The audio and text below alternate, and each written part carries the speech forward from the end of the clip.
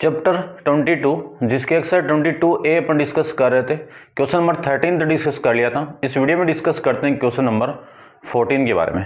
तो देखिए क्वेश्चन में आपको जो गिवन कंडीशन है वो क्या है,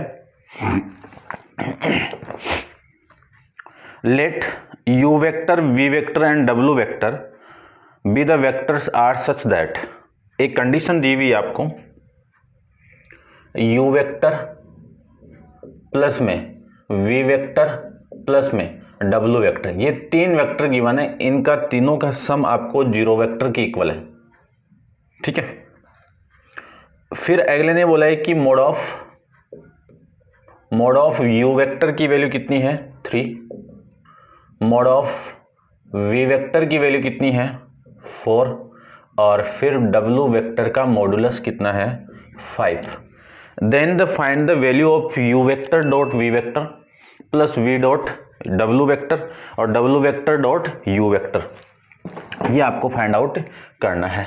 तो देखो करते हैं फाइंड आउट। सिंपल से है ये क्वेश्चन ABC के फॉर्म में भी आ सकता है, u की जगह A भी हो सकता है और v की जगह B हो सकता है और w की जगह C हो सकता है। ठीक है ना, सेम ही क्वेश्चन NCERT में भी है, तो सेम का सेम है, कोई दिक्कत नहीं होनी चाहिए। देखो सबसे पहले जो कंडीशन आपको गिवन है उस कंडीशन के अकॉर्डिंग मैं क्या लिख सकता हूं, vector A plus v vector plus में w वेक्टर इस पूरे का होल स्क्वायर, ये लिख सकता हूं। ठीक है, इतना तो आप समझ गए होंगे। ठीक है भाई, बराबर है। अब इस पूरे की वैल्यू क्या है, 0 के इक्वल है। देखो इसको मैं मॉडुलस भी लिख सकता हूं ना, बात तो एक ही है, इसका मॉडुलस ले सकते हो और इसका मैं 0 का मॉडुलस करूं तो 0 आएगा। ठीक है ना, तो एक बार के मैं लिख देता हूं, ये क्या आपका इसका होल स्क्वायर लिया है मैंने और ये 0 वेक्टर का होल स्क्वायर। इसी को तो लिख सकता हूं मैं u वेक्टर प्लस में v वेक्टर प्लस में w वेक्टर, इसका डॉट प्रोडक्ट करना है u vector plus v vector plus में w वेक्टर और 0 वेक्टर का जो स्क्वायर है वो 0 के इक्वल ही आ जाएगा। ठीक है, 0 आप 0 वेक्टर के मॉडुलस को 0 लिख सकते हो, कोई दिक्कत नहीं है। चलिए अब मैं डॉट प्रोडक्ट कर रहा हूं, इसका मल्टीप्लाई इसके साथ में, तो u vector dot u vector plus में u vector dot v vector plus में u vector dot w vector, उसके बाद में प्लस v का करो, इस v का इन तीनों के साथ में v वेक्टर, या फिर मैं ये लिख देता हूँ u पहले, u vector dot v vector और प्लस में v vector dot v vector, फिर इसको लिख सकता हूँ मैं w vector dot v vector. ठीक है ना, छोटे लिख रहा हूँ ना, चलो अब की बार बड़ा लिखता हूँ मैं। इसका मल्टीप्लाई इसके साथ में करूँ तो ये वैल्यू आ गई u vector dot w vector, फिर v dot w vector plus w dot w vector equal to कितना 0, ये आपकी वैल्यू आ जाएगी। इसको तो क्या लिख सकता हूँ, u वेक्टर के मॉडुलस का स्क्वायर, और इसको क्या लिख सकता हूँ, u vector dot v vector plus में इसको क्या लिख सकता हूँ। ठीक है, देखो किस फॉर्म में दिया हुआ, मैं उसी फॉर्म में फाइंड आउट कर लेता हूँ। u v w आगे ना, चलो इसको क्या लिख सकता हूँ, कॉम्यूटेटिव प्रॉपर्टी एग्जिस्ट करती है यहाँ पे, तो w vector dot u vector plus u vector dot v vector plus v vector के मॉडुलस का स्क्वायर, प्लस इसको लिख सकता हूँ मैं v vector dot w vector plus इसको लिख सकता हूँ मैं w vector dot u vector plus इसको लिख सकता हूँ मैं v वेक्टर सेम ही लिख दो और इसको लिख सकता हूं मैं वेक्टर w का मॉडुलस का होल स्क्वायर, ये लिख सकता हूं। यानी मैंने यहां पे कौन कौन सी प्रॉपर्टी यूज की है, vector a dot vector a को मैं मॉड ऑफ a वेक्टर के मॉडुलस का स्क्वायर लिख सकता हूं। एक मैंने कॉम्यूटेटिव प्रॉपर्टी यूज की यहां पे, यानी a vector dot b vector को मैं b vector dot a vector लिख सकता हूं। अब देखो इसकी वैल्यू कितनी है 3, तो 3 का स्क्वायर, ये वाली वैल्यू और ये वाली वैल्यू कितनी डबल, तो 2 into u vector dot we vector. फिर ये वाली वैल्यू और ये वाली वैल्यू सेम है ना, तो डबल, तो 2 इंटू डब्लू वेक्टर डॉट यू वेक्टर। फिर ये वाली वैल्यू तो हो गई, इसकी वैल्यू कितनी है 4 का स्क्वायर, इसको और इसको मैं कंबाइन करूं तो 2 into v vector dot W vector, और इसको क्या लिख सकता हूं मैं 5 का स्क्वायर इक्वल टू में 0। 3 का स्क्वायर कितना 9 plus 2 into u vector dot we vector plus इसको क्या लिख सकता हूँ 2 into v vector dot W vector, और इसको लिख सकता हूँ मैं 2 इंटू डब्लू vector dot you vector plus 4 का 16 और इसका 25 इक्वल टू में कितना 0। 16 और 9 तो कितना 25 और 25 कितना 50, तो 50 इक्वल टू 2 को यहाँ से कॉमन निकाल दीजिए, तो ये वैल्यू आ गई आपकी प्लस में V vector dot W vector plus में W vector dot you vector equal to 0। इसको आप इधर भेज दीजिए, तो 2 into U dot V plus V vector dot W vector plus W vector dot you vector equal to कितना minus का 50। अब इसको आप इधर भेज दो, तो ये वैल्यू आ गई U vector dot we vector plus में V vector dot W vector plus में डब्लू डॉट यू वेक्टर, इस पूरे की वैल्यू आ गई माइनस का 25। 2 से डिवाइड कर दिया, तो ये आपका इस क्वेश्चन का आंसर हो जाएगा। ठीक है, आराम से करोगे तो हो जाएगा, कोई दिक्कत नहीं होगी। ठीक है, तो ये क्वेश्चन नंबर 14 आपका कंप्लीट है। आंसर को मैं एक बार चेक कर लेता हूँ। ठीक है, बराबर है, कोई दिक्कत नहीं है। नेक्स्ट देखते हैं अपन क्वेश्चन नंबर 15 के बारे में डिस्कस करते हैं। तो 15 में आपको क्या गिवन है, find the angle with the vector. Vector A की वैल्यू आपको गिवन है, ये 15 नंबर क्वेश्चन है। आई cap minus J cap plus में 2 vector √2 into K cap make with the coordinate axis, यानी कोऑर्डिनेट एक्सिस के साथ में ये कितना एंगल बना रहा है ये वेक्टर, ये आपको फाइंड आउट करना है। Alpha beta gamma find out करना है। तो देखो छोटा सा मैं एक डायग्राम ले रहा हूँ, समझने की कोशिश करना आप। वैसे तो मैं डायरेक्ट ही कर दूंगा, कोई दिक्कत नहीं इसमें। ये आपका पी वेक्टर है, इस जो वेक्टर का जो आपको वेक्टर दिया हुआ वो ए वेक्टर है। ये वेक्टर ए तो एक्स एक्सिस के साथ में अल्फा एंगल बना रहा है और इस वाई के साथ में बीटा एंगल बना रहा है और इस जेड एक्सिस के साथ में गामा एंगल निकाल। ये अल्फा बीटा गामा आपको फाइंड आउट करना है। इस ए वेक्टर का इसके साथ आई केप के साथ में आपको एंगल फाइंड आउट करना है। तो आपको ज़्यादा माइंड लगाना ही नहीं है। अल्फा बीटा गामा क्या है, डायरेक्शन एंगल है, और डायरेक्शन एंगल के साथ में कोस लगा दूं तो वो डायरेक्शन कोसाइंस हो जाएंगे, यानी एल एम एन की वैल्यू हो जाएगी।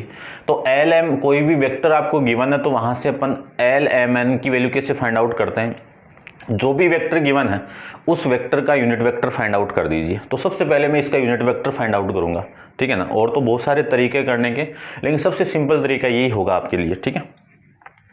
क्या करना है, सबसे पहले मैं इसका मॉडुलस फाइंड आउट करूंगा।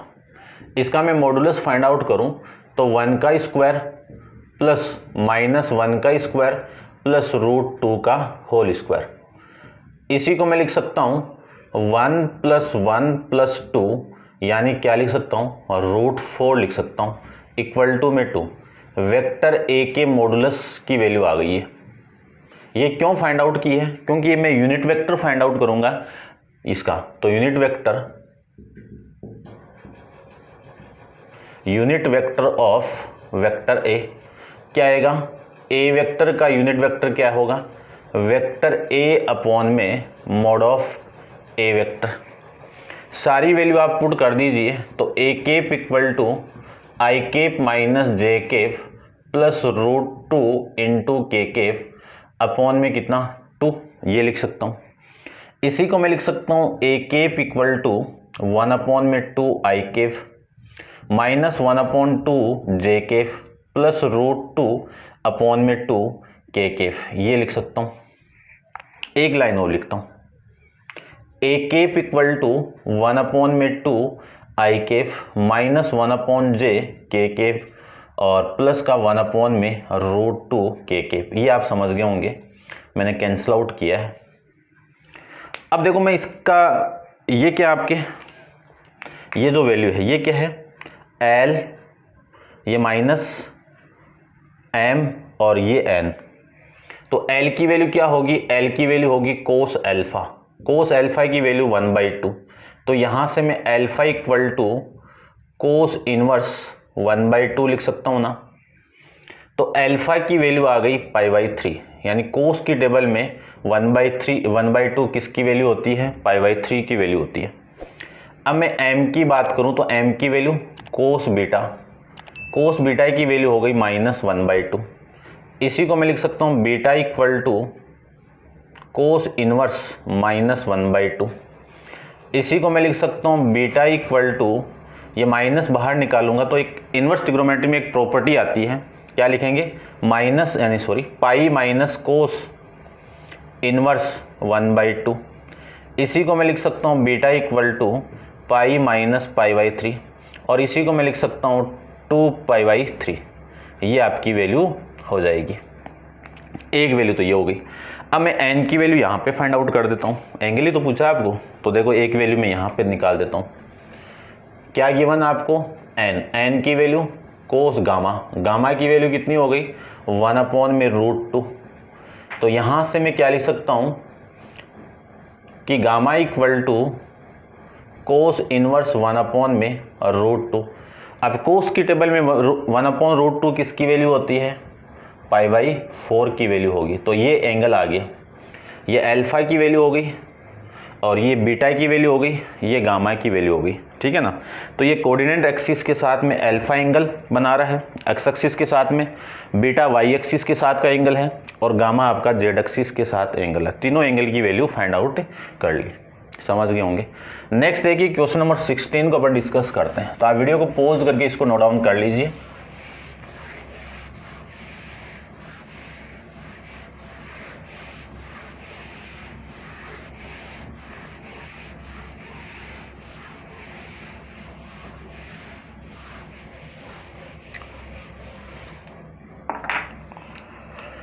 क्वेश्चन नंबर 16 की मैं बात करूं तो 16 में आपको गिवन क्या है, देखिए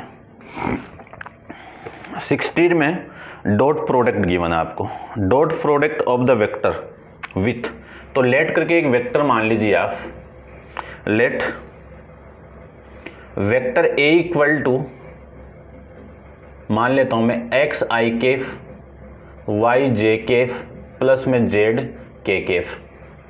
अगले ने समझना, इस थीम को समझना कि डॉट प्रोडक्ट ऑफ वेक्टर, तो वेक्टर ए विथ ये वेक्टर, यानी 3 वेक्टर गिवन है। वेक्टर बी मैं मान लेता हूं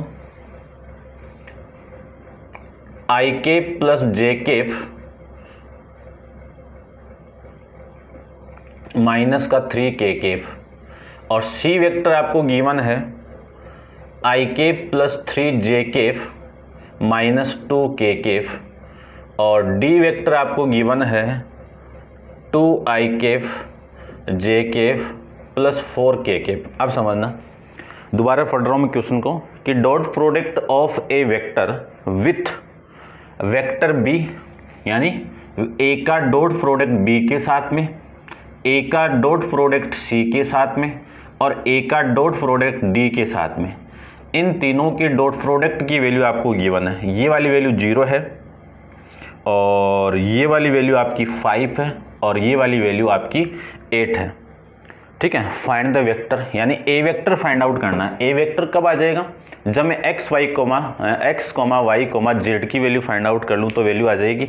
तो सबसे पहले अपन एक्स वाई की वैल्यू फाइंड आउट करने के लिए अपन कंडीशन डालते हैं। ये सबसे पहली कंडीशन आपको गिवन है vector a dot b equal to 0। तो इन दोनों वेक्टर का डॉट प्रोडक्ट चाहिए। तो देखो इनके साथ 1 है तो x का 1 के साथ मल्टीप्लाई x, इस y का इस 1 के साथ मल्टीप्लाई y, और इस z का -3 के साथ मल्टीप्लाई -3z इक्वल टू 0। ये आपकी इक्वेशन नंबर फर्स्ट। समझ गए होंगे नॉर्मली आप। अब देखो नेक्स्ट, इसका मैं मल्टीप्लाई करवाऊँ, यानी आपको कंडीशन ये गिवन है vector a dot vector c, इसकी वैल्यू आपकी कितनी है 5 है। तो x का 1 के साथ में x, y का 3 के साथ में 3y, इस z का -2 के साथ में -2z इक्वल टू 5। ये आपकी इक्वेशन नंबर सेकंड। फिर कंडीशन देखो, वेक्टर a डॉट d की वैल्यू आपको 8 गिवन है, तो इसका डॉट प्रोडक्ट इसके साथ में, तो x का 2 के साथ में 2x,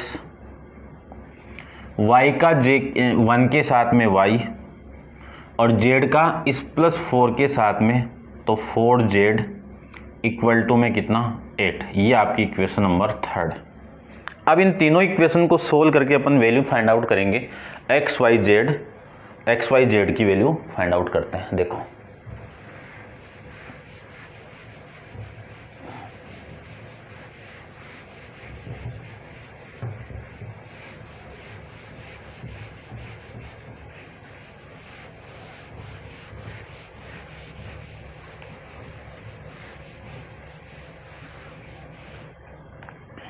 देखो ध्यान से, सबसे पहले इन दोनों इक्वेशन को मैं सोल्व कर रहा हूं, यानी इक्वेशन नंबर 2 में से 1 को माइनस करना है। तो 2 क्या कौन सी आपकी, x + 3y - 2z equal to 5, x + y - 3z equal to 0। तो ये माइनस और ये प्लस, ये वाली वैल्यू कैंसिल आउट, ये कितना 2y, और ये कितना प्लस का z, और ये कितना 5, ठीक है ना। -5 - 0 कितना 0, 5 आ जाएगा। ये आपकी इक्वेशन नंबर कौन सी आ गई, फोर्थ आ गई। ये आप समझ गए होंगे। अब मैं इसको 2 से मल्टीप्लाई करके इसमें माइनस करवा दूं, तो ये इसका भी x कैंसिल आउट, यानी ये 3 वेरिएबल की लीनियर इक्वेशन अपन 2 वेरिएबल की लीनियर इक्वेशन में चेंज कर रहे हैं। तो इस x और इस x को मैं और कैंसिल आउट करूं तो एक इक्वेशन ही आएगी आपकी। इक्वेशन नंबर थर्ड में से माइनस करवाना है 2 इंटू इक्वेशन नंबर फर्स्ट को। तो equation number third 2x + y + 4z equal to 8। इसको मैं 2 से मल्टीप्लाई करूं तो 2x प्लस में 2y - 6z इक्वल टू 0। ये आपकी इक्वेशन आ जाएगी, ठीक है ना। सही लिखा ना मैंने, 2x + y + 4 8, और इसको मैंने 2 से मल्टीप्लाई किया तो ये आ जाएगा। ये माइनस और ये प्लस और ये माइनस, तो ये वैल्यू 2 माइनस ये तो कैंसिल आउट, और ये कितना माइनस का y, ठीक है।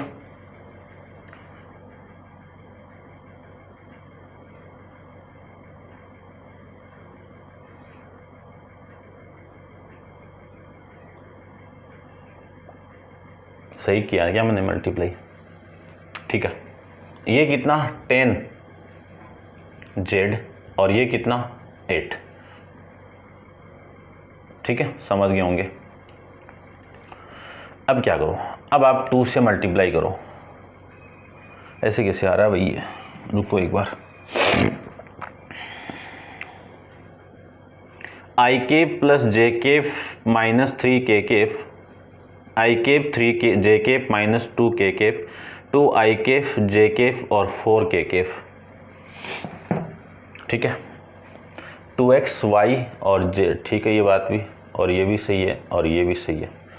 इन दोनों को मैं सोल्व करूं, इसको और इसको मैं सोल्व करूं, तो इसमें से ये माइनस करवाना है, तो ये तो इक्वेशन ये हो गई, और ये वाली इक्वेशन ये हो गई, ये कैंसिल आउट, और ये 2y और ये 3z + -2, तो ये सही है भाई, ठीक है, और ये भी सही है, और ये -y और ये 10 हो गया। अब मैं चलो लिख दो इसको, ये आपकी इक्वेशन नंबर कौन सी हो गई 5 हो गई।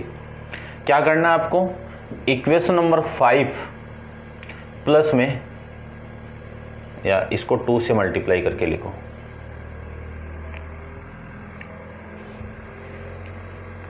इक्वेशन नंबर 4 ऐसे ही लिखो आप, प्लस में 2 इंटू इक्वेशन नंबर 5, ये आ जाएगा। तो मैं क्या लिख सकता हूं, 2x plus Z equal to 5। यहाँ पे क्या लिख सकता हूँ मैं, माइनस का 2y प्लस में 20z प्लस में 16, ये लिख सकता हूँ ना। अब देखो ध्यान से, ये y कैसे आ गया, हाँ ये y है भाई। तो इनको ऐड करूँ तो ये तो कैंसिल आउट, ये कितना 21z और ये कितना 21, तो z की वैल्यू कितनी आ गई, 1 आ गई।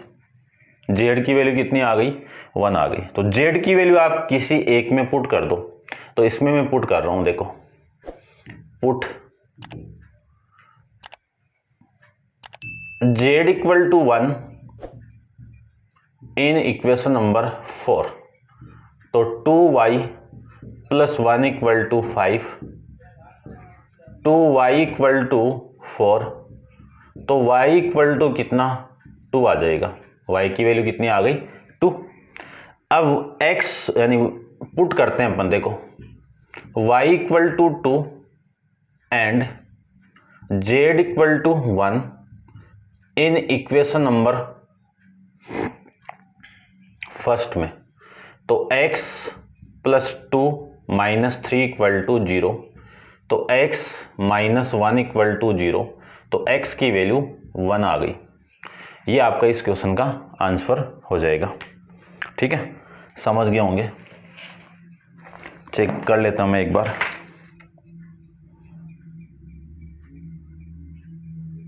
आपको वेक्टर फाइंड आउट करना है ना। तो देखो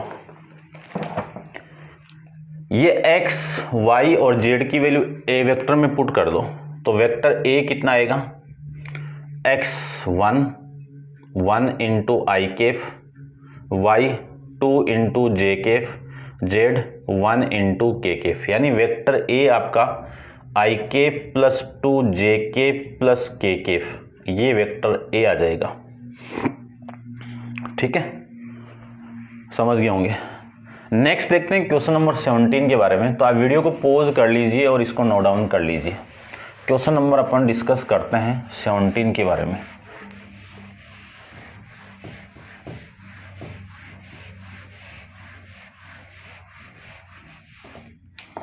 तो देखो क्वेश्चन नंबर 17 क्या गिवन है, आपको समझना आराम से। If the sum of 2 unit vector है, तो लेट करके 2 यूनिट वेक्टर मान लीजिए, let vector a and a cap and b cap are 2 unit vector, ये आप मान लीजिए सबसे पहले,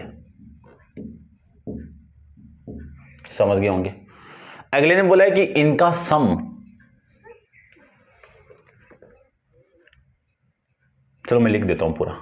पहले ये यूनिट वेक्टर है तो इनका मॉडुलस कितना आएगा, 1 आएगा, और वेक्टर बी कैप का मॉडुलस कितना आया, 1 आया। फिर बोला है कि if the sum of 2 unit vector is a unit vector, यानी इनका सम, किसका सम, इन दोनों यूनिट वेक्टर का सम की वैल्यू भी क्या आएगी, यूनिट वेक्टर आएगी। तो यूनिट वेक्टर आएगी तो ये यहां से, यानी इस पूरे की वैल्यू भी क्या आएगी, एक यूनिट वेक्टर ही आएगी।